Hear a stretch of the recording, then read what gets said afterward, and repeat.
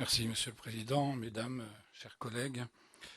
Ô toi qui vas à Gao, fais un détour par Tombouctou, demande dès le XVe siècle le savant musulman progressiste Ahmed Baba, dont le centre portant aujourd'hui son nom abrite pas moins de 30 000 manuscrits uniques.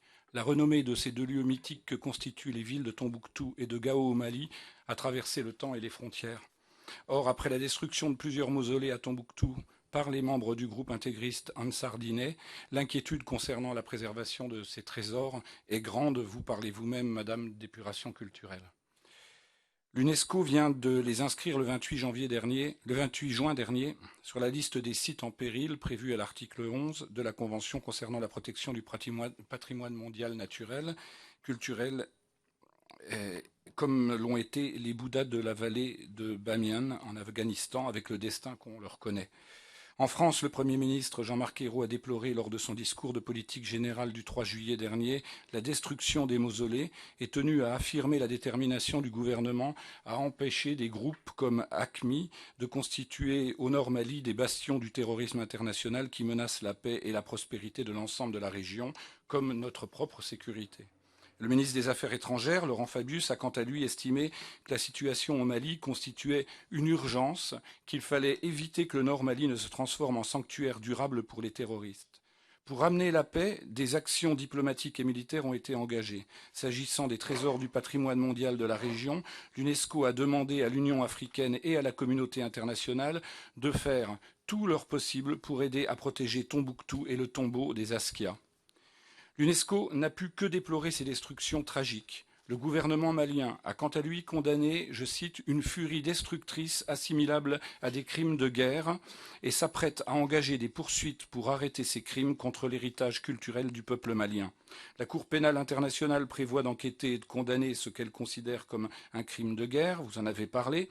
En clair, les réactions sont vives, à la hauteur de ce qu'on pouvait attendre d'une communauté internationale soucieuse de son héritage historique, mais elles n'ont pas empêché les auteurs de ces actes scandaleux de continuer. Alors, en tant que Français et en tant qu'Européens, nous avons tout intérêt à prendre clairement position contre de tels actes, car si l'humanité protège le patrimoine africain ou le patrimoine de pays où les risques de destruction sont évidents, elle protège son propre patrimoine qui est le bien commun de tous. Je dis ça en référence aux 9% de biens africains inscrits que vous avez évoqués tout à l'heure, madame. Je tiens d'ailleurs à souligner que la réaction des Maliens a été très encourageante, car ils ont pris conscience de l'importance de leur patrimoine et cela relève aussi, il faut le dire, directement du travail de sensibilisation et d'éducation réalisé depuis longtemps par les ONG.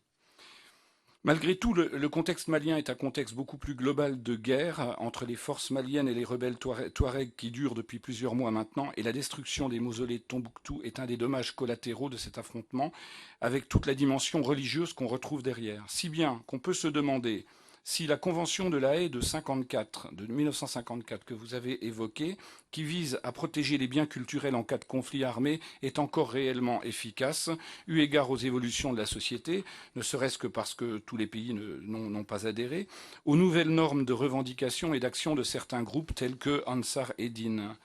Si les initiatives se sont multipliées ces dernières années pour améliorer les conditions de gestion, de conservation, de protection, de reconnaissance du patrimoine mondial, il n'en reste pas moins que les conflits armés qui génèrent les destructions de biens culturels provoquent une certaine impuissance. Il est extrêmement difficile de prévenir ce type de destruction et c'est finalement de protection opérationnelle dont il s'agit.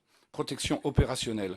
Donc on attendrait peut-être d'autres préconisations supplémentaires à suggérer à ce sujet. Cela doit-il passer par un renforcement de la coopération et de la solidarité internationale ou par une mutualisation des moyens humains, logistiques et financiers? Enfin, en décembre dernier, la déclaration de Séoul présentée par le Bouclier bleu prévoyait de réfléchir à la création d'un fonds pour les efforts de secours culturels immédiats en situation d'urgence. Avez-vous des informations sur l'évolution de cette réflexion et pensez-vous que le fonds du patrimoine mondial, alimenté par les États partis et les dons privés qui s'élèvent à 4 millions de dollars, soit suffisant si on veut mener une véritable politique de prévention des risques liés aux conflits armés? Je vous remercie. Merci Hervé Féron. Attendez, je vais prendre d'autres interventions. Voilà, qui intervenaient pour le groupe SRC. Est-ce que, avant que je passe aux demandes suivantes, est-ce qu'il y a d'autres groupes qui veulent s'exprimer à ce moment de l'échange? Thierry Braillard pour Oui, le groupe Monsieur le Président, RDP. Allez-y.